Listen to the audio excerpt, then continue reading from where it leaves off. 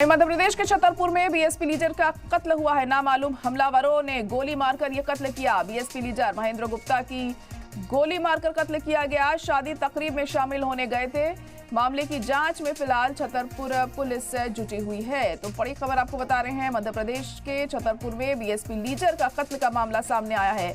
नामालूम हमलावरों ने गोली मारकर यह कत्ल किया। बीएसपी लीडर महेंद्र गुप्ता की गोली मारकर हत्या की गई।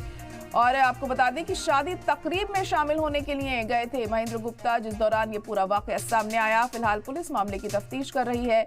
छतरपुर पुलिस पूरी कोशिश कर रही है कि जल्द से जल्द हमलावरों को पकड़ा जा सके, जिन्होंने इस घटना को अंजाम दिया है, जिन्होंने बीएसपी लीडर का कत्ल किया है। उन्हें सलाखों के पीछे डाला जाए, लेकिन ये लोग कौन है ये अभी तक साफ नहीं हो सका है। मामले की तफ्तीश जारी है। जांच पड़ताल फिलहाल पुलिस की तरफ से इस मामले में की जा रही है।